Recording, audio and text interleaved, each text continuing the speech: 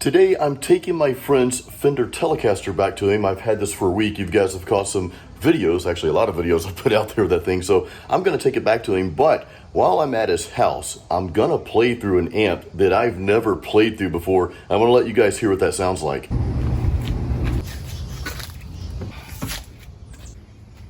The cool thing is Brian only lives like 5 minutes away from us, so we'll be there soon. And don't worry, I'm not going to film the entire road trip here, but just real quick. So this amp is a Mesa Boogie, and I totally forgot what type it is. I know that's in the title already, but you know, at the time of filming this particular part of the video, I forgot what he told me it is. So it's not a metal amp though. I know it's not a dual rectifier or anything that's catered to metal guitars. However, as you guys know, I proved with that Fender Telecaster that I'm returning that you can still get a metal tone out of it. So can we get a metal tone out of an amp that's not built for metal? We're about to find out. All right guys, so this is the Mesa Boogie Fillmore 50. Let's see what this thing sounds like. After that, my good friend Brian, he's gonna come on here and he's gonna tell us some of the features of this amp and just tell us more about this amp and what it can do.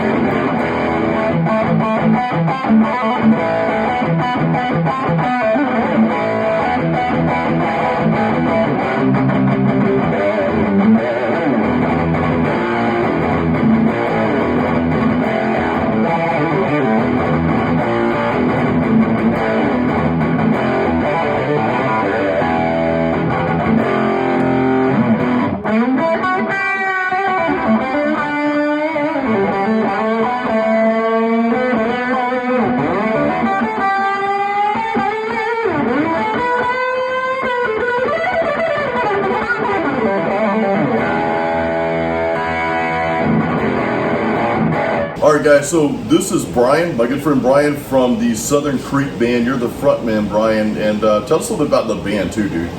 Just a local cover band. Getting some songs together, waiting for bars to open up so we can get back out playing again.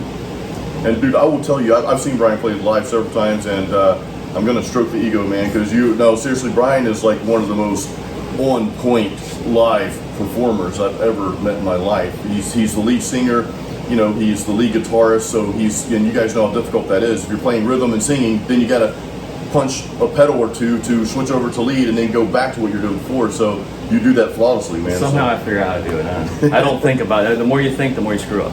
That's true. Yeah, that's true. I should stop thinking because I'm not good at it anyway. But dude, if you don't mind, just tell us a little bit about this amp and a little bit of history. Because we know Mesa Boogie, and a lot of my audience here are metal guitar players, but this is not a metal amp, obviously. This is the Fillmore 50. It's a throwback to a Fender Blackface twin reverb, basically. It's like a tank. They just took Fender's idea, and I can't remember the Mesa Boogie's owner original name, but that's where he got it started. Take Fenders and hot rod them up, and people started buying them, just kind of boost their power, get more gain out of it. So they kind of went away from the triple rectifier and all those things that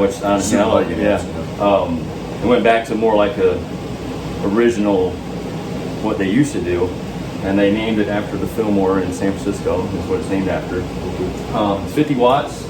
It has a attenuator, so I can drop it to 25 watts if you want to not have less headroom, but usually 50 watts you get the super clean Fender sound. And you saw him messing with the gain as far as to get like that gritty, when you really dig into it, the more of a classic tube driven sound. You can get a good tube distortion at low volumes. 212 cabinet, it's got custom made selection speakers for Mesa Boogie. 2 identical channels, so you can have a super clean Fender channel and just a slight grit, or you can go always high gain, but they're identical channels as far as one or the other, like I said, built like a tank, sounds great. I had the EVH. Yeah, dude, tell us, Brian, this is why I came over to get your telly back, but you text me, it's like, hey, I did something, and I'm like, what did you do? And then he told me he traded his EVH. I'm like, what? I have what they call GAS, gear addiction syndrome. And you always want new gear, and you're always chasing a tone that you hear in your head or a sound. And Eddie Van Halen did it. He's done it his whole life. It depending on what side of the bed you wake up, kind of depends on what tone you're looking for sometimes. Yeah, and I love this. I bought this amplifier before the EVH, and I loved it, but it just wasn't versatile enough because I was doing all the lead work in my band. Well, now we actually have a guy that does lead, so I've got this back. I let my dad borrow it. I got it back from my dad and did it at rehearsal the other day, and it just blew me away how good it sounded with another guitarist that was kind of at my level of playing. And so I had to trade the EVH in. But I got a very nice Taylor acoustic guitar. And that thing is nice, dude. We'll share that maybe on another video or something later down the road, man. Yeah. I mean, you saw his verse. I mean, you definitely get that 80s hair rock, hair band type sound. I mean, one setting down there, I was thinking, play Twisted Sister, man. And it sounded just like Twisted Sister. It's almost like, and I know you've got some other effects, and maybe we can go over those different time too, but I do hear, when I crank that gain up, I do hear kind of that Marshall type of sound, if that makes sense. Yeah, the mid-range. Mid-range. And obviously, and these in particular, these boogies, really, they say the higher gain you go, you should have less bass in it. Right. But when you're doing metal, you want that low end anyways. But mid-range and treble on these amps are designed to really change your sound. I mean, because it cleans up. If you put your mids higher, which a lot of people don't like the higher mids, but it cleans it. When you want that Fender clean sound, I mean, it's just like it sparkles. Like that's a sparkling, sparkling clean sound, dude. And then the reverb, it's got a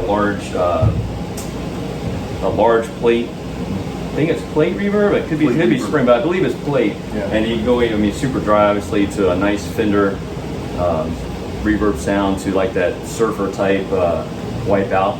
I was trying to do that, and I don't think I put that in the video. It wasn't working out too well for me because that's But I like that. It's got the built-in reverb too. That is handy. Really cool, dude. Thanks for letting me play through this, man. Well, guys, I'm gonna leave a link actually to Brian's band, Southern Creek Band. I mean, they are a local act here, but you guys can hear some of their stuff. I think it's your Instagram or Facebook. Yeah, we got some stuff on Facebook. We got to update it with the new guy in the band. And, okay. Yeah, we'll be updating it soon. We're just waiting for places to open. You know, we're ready to play. That's right. Yeah, we have to play out, and I'll throw a link. I'll throw his link in the YouTube description here, guys, so you guys can check that out as well. So. Brian, dude, thanks for letting me come over and play this. Thank you for loaning me the Telly. I think Brian's going to loan me another guitar. Yeah, it's a very special one. Ooh. So that's going to be coming up in a few videos from now, so stay tuned for that one. So that was a really cool experience, man. Mesa Boogie Fillmore 50. Awesome, awesome, awesome. You know, it's kind of cool to play through like amps and play with guitars and stuff that aren't catered to our genre sometimes, and just see what different tones and sounds you can get from those things. I think that's just cool. I think it's cool to kind of branch out sometimes and do that, you know, experiment a little bit. Because, hey, that amp, I was getting some pretty decent rock and roll tones from that thing. Now, would I play that for melodic death metal? Probably not.